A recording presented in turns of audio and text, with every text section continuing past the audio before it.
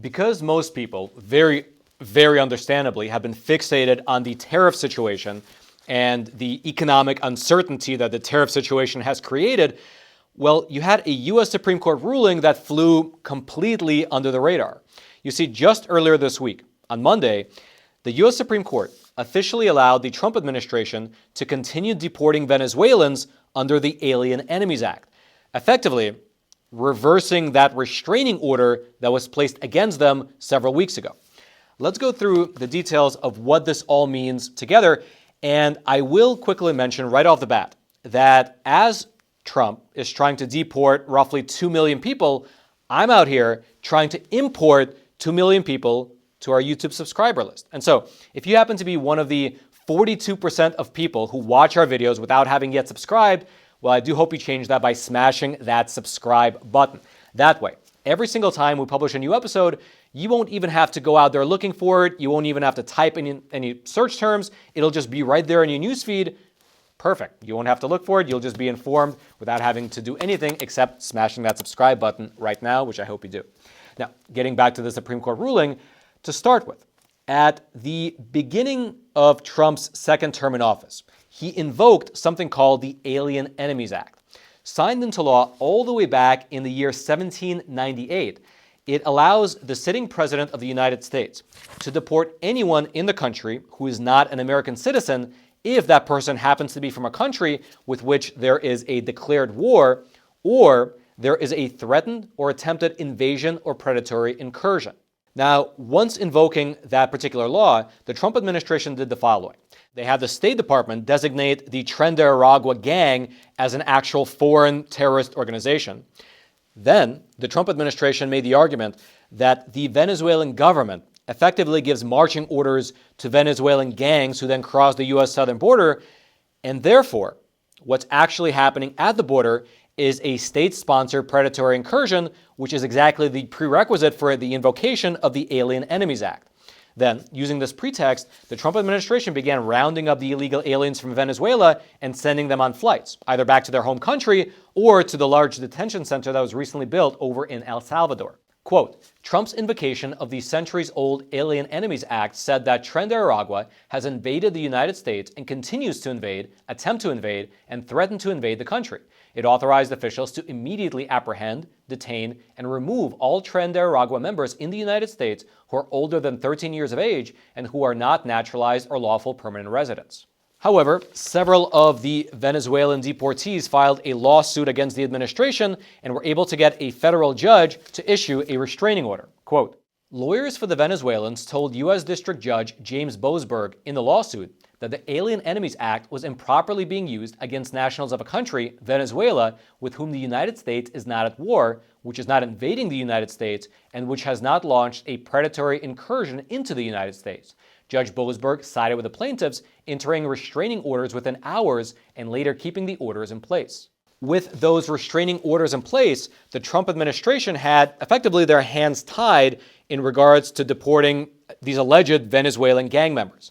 And the plaintiffs in the case, which included a group of Venezuelan nationals, well, they welcomed the court's decision, saying that the restraining order that was filed by the judge, quote, ensures that, based on an unprecedented peacetime invocation of the Alien Enemies Act, additional individuals are not hurried off to a brutal foreign prison, potentially for the rest of their lives, without judicial process. However, the Trump administration, they immediately filed an appeal against the restraining order, but they lost that appeal, which effectively blocked them from being able to run deportation flights.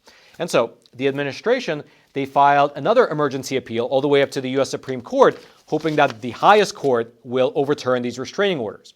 Included among the briefings that were submitted to the court, you had the U.S. Solicitor General, representing the Trump administration, put the case in the following terms, sort of to make the constitutional argument for why this case is so important. Quote, this case presents fundamental questions about who decides how to conduct sensitive national security-related operations in this country, the president through Article 2 or the judiciary through temporary restraining orders. And within just a single week, which is very fast for the U.S. Supreme Court, the court sided with the administration. On Monday of this week, in an unsigned opinion, the U.S. Supreme Court granted President Trump's request by writing the following, quote, we grant the application and vacate the temporary restraining orders. This decision, it applies to two of the original restraining orders as well as the extension that was issued last month by Judge Boasberg, meaning it's a practical matter that all the restraining orders have now been wiped off the table. Although it is worth mentioning that the reason that the majority of the U.S. Supreme Court sided with President Trump was actually due to a technical reason. The justices wrote that the case was wrongly filed in Washington, D.C., rather than in the Southern District of Texas, where the illegal immigrants are currently being held.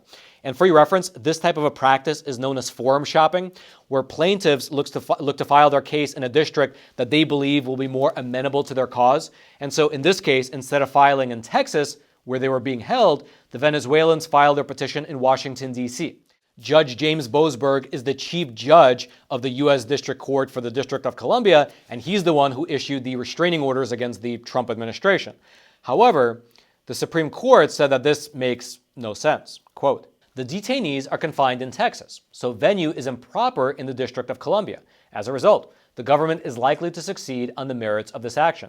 The detainees must receive notice after the date of this order that they are subject to removal under the Act. The notice must be afforded within a reasonable time and in such a manner as will allow them to actually seek habeas relief in the proper venue before such removal occurs." Which is a bit ironic because the plaintiffs likely decided to file in Washington, D.C. in order to increase their likelihood of getting a judge who would issue a restraining order.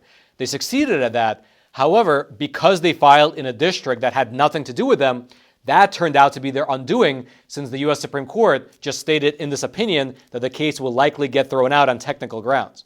They're not even looking at whether the Alien Enemies Act was properly applied or not. That is not even relevant here. They're just basing their decision on the technical jurisdictional grounds. And so essentially what appears to have happened is that the plaintiffs tried to take a bit of a shortcut, but that wound up costing them in the end.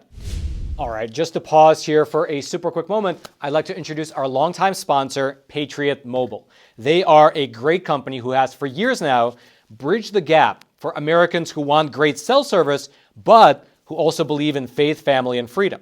And so here's a question. Have you switched to Patriot Mobile yet? And if not, well, consider doing so. You'll get exceptional nationwide coverage because unlike most other cell phone service providers, Patriot Mobile utilizes all three major U.S. networks.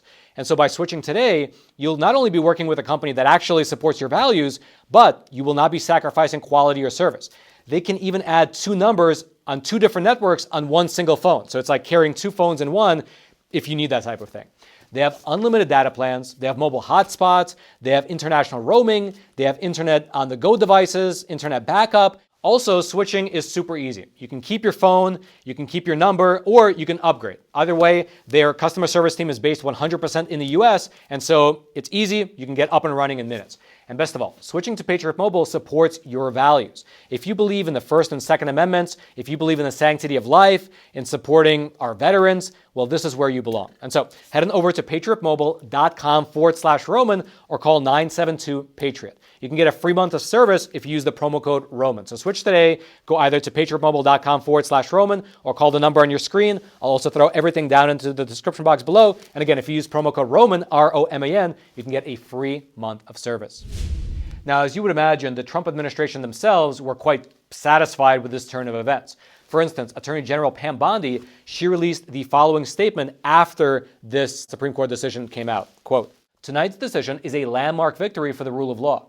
An activist judge in Washington, D.C. does not have the jurisdiction to seize control of President Trump's authority to conduct foreign policy and keep the American people safe. The Department of Justice will continue fighting in court to make America safe again." Likewise, you had Trump himself take to his own social media platform, Truth Social, to say the following. "The Supreme Court has upheld the rule of law in our nation by allowing a president, whoever that may be, to be able to secure our borders and protect our families and our country itself. A great day for justice in America."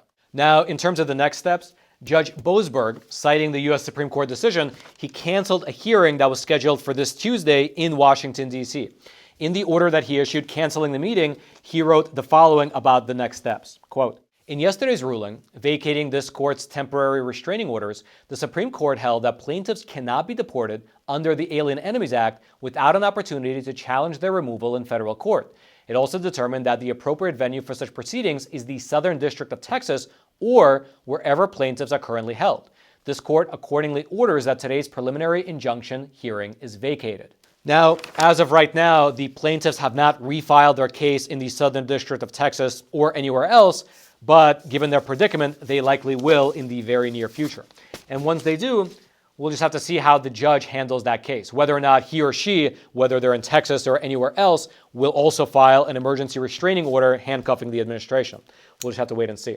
Until then, if you'd like to go deeper into the story, I will throw both the Supreme Court ruling as well as the dissenting opinions, which are also kind of interesting to read. I'll throw all those down into the description box below if you're the type of person that likes to dig into the weeds. And all I ask in return is that if you haven't already, smash that like button so that this video can reach ever more people. And also, of course, smash that subscribe button so that you can get informed of any new videos as soon as we publish them.